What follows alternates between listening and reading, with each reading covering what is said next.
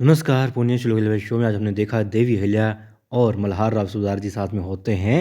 मालेराव होलकर देखते हैं खंडेराव होलकर को बिल्कुल एक ऐसे योद्धा की तरह जो वो हमेशा चाहते थे कि खंडेराव होलकर ऐसे बने। और फिर खंडेराव होलकर घोड़े से उतरते हैं, मल्हार राव सुबेदार जी से आशीर्वाद लेते हैं और फिर सुबेदार जी कहते हैं कि तो अब तो तुम मुझे लगता है बिल्कुल तैयार हो दिल्ली की मुहिम के लिए। खंडेराव कहते हैं जी बिल्कुल। फिर कहते हैं ठीक है, चलो तुमसे कुछ बात करनी है। अब खंडेराव होलकर वहाँ से चले जाते हैं। रमजानी बाई आती है, देवी अहिल्या ने धन्यवाद कहती है कि भाई आपने वाकई में बहुत अच्छा काम किया, बहुत सहयोग किया आपने खंडेराव होलकर के लिए। जो आपने किया है वो सराहनीय है। और वो कहती हैं कि आपने फ़र्ज़ निभाया है मालवा की जनता होने के नाते, एक नागरिक होने के नाते आपने बहुत अच्छा फ़र्ज़ निभाया है। अब वो कहती हैं कि ये तो मुझे करना ही था, मगर मन ही मन क्या कर रही होती है क्योंकि निगाहें खंडेराव होलकर को देख रही होती हैं। वो कहती है मेरा फ़र्ज़ है अपने राजा के प्रति, और मन ही मन ये होता है कि शायद राजा से बढ़कर हैं मेरे लिए।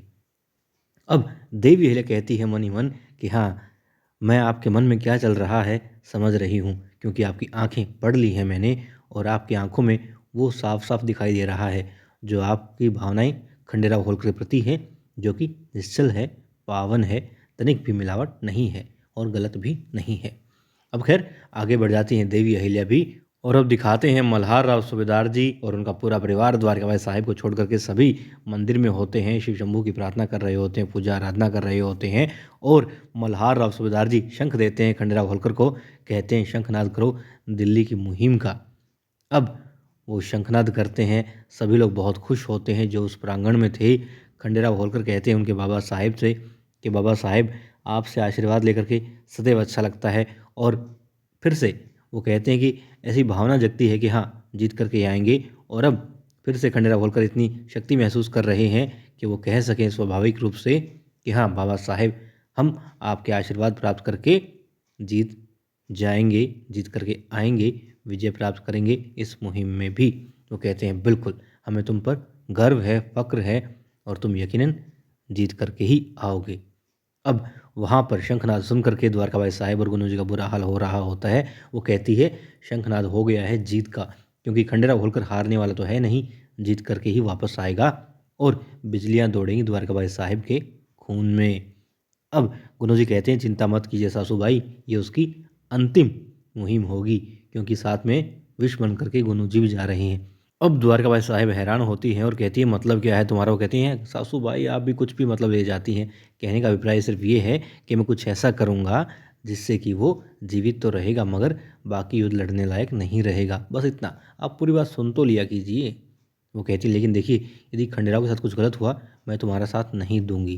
खैर अब वहाँ पर आशीर्वाद ले रहे होते हैं मल्हार राव सूबेदार जी से खंडेराव होलकर, अपनी आई से भी और शिव शंभू का भी इस मुहिम के लिए।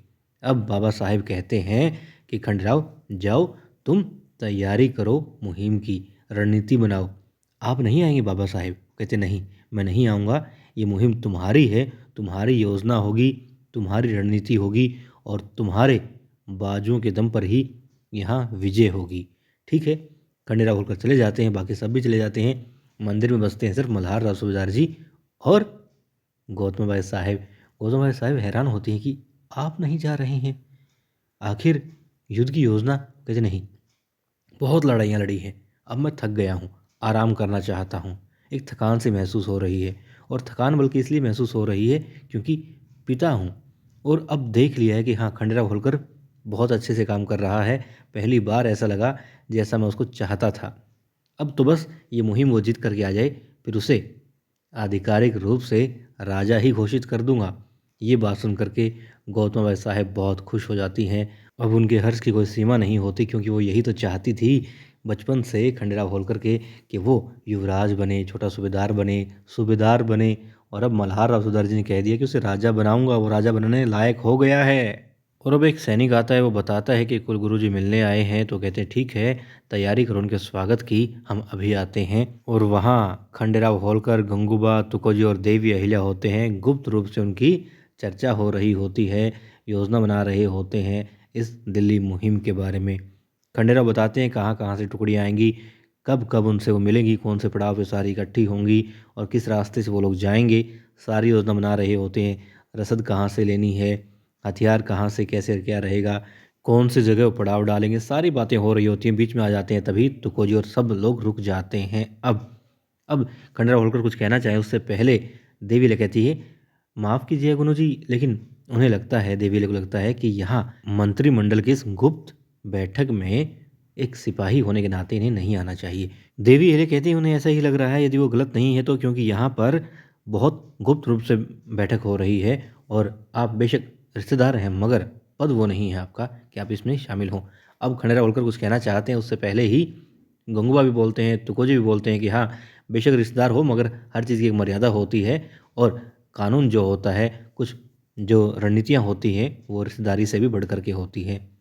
अब खंडेराव होलकर फिर सोचते हैं कुछ तो बोलूं, तभी गुनू जी बोलते हैं, खंडेराव कोई बात नहीं, मैं ही मतलब गुनू जी ही अपना अधिकार कर्तव्य कद भूल गए थे, वापस जाते हैं, क्षमा चाहते हैं, क्षमा मांगते हैं और वहाँ से चले जाते हैं। रास्ते मिलती है उनको, जी हाँ, प्रसाद लेकर आई है शंखनाद का रकमा बाई और गुनू जी को प्रसाद देती है। गुनू जी कहते हैं, प्रसाद लेकर के हाथ में उसे तोड़ देते हैं, थाली में वापस पटक देते हैं और कहते हैं, जो अपमान अहिल्या ने किया है, बोल देना अहिल्या को जाकर के कि मैं भूलूंगा नहीं और इसकी शुरुआत आज से होगी। मंत्रिमंडल में क्या, इस दरबार में मैं सबसे ऊंचा पद लूँगा, जहाँ मुझे कोई रोक नहीं पाएगा और सारे अधिकार गुन्नू जी के पास होंगे। जाओ जाकर के बता देना कि मैं तुम्हारा तुकोजी नहीं हूँ जो पीछे पीछे दुम हिलाता घूमूं, ना कोई आम सैनिक हूँ। अब रकमा बाई उनका गुस्सा देकर के वहाँ से चली जाती है और वहाँ पर फिर से बैठक उन लोगों की हो रही होती है। पूरी योजना बन चुकी होती है, कैसे क्या करना है, कौन कौन से सैनिक आएंगे, कौन कौन से सरदार होंगे।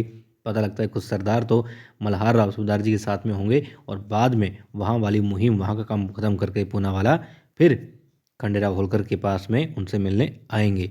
और अब मल्हार राव सूबेदार जी बात कर रहे होते हैं गुरु जी से, उनका स्वागत करते हैं, सत्कार करते हैं और गुरु जी बताते हैं कि भाई मैं, बेशक तुम आ जाते, पालकी भेज देते, स्वागत करते, मगर उन सबसे अहम बात ये थी जो मेरे मन में चल रही थी कि यहाँ आ तो गया, मगर यहाँ पर आकर के मुझे क्या लग रहा है, मन पहले ही बेचैन था और अब भी कुछ अशुभ संकेत मिल रहे हैं। तो कहते हैं कि सबसे, परिवार के हर एक सदस्य से मिलना चाहता हूँ। फिर वो कहते हैं, आप अंदर तो आइए, सारे सदस्य आपके सामने होंगे, आइए बैठ कर के बात करते हैं, कोई चिंता विषय तो नहीं है ना। वो कहते नहीं, चलो बात करते हैं। अब कल देखेंगे कल क्या बात होगी, क्या रणनीति बनेगी। खंडेराव होलकर इस मुहिम के लिए जल्द निकलेंगे या कोई उपाय होने के बाद में फिर मुहिम के लिए रवाना होंगे।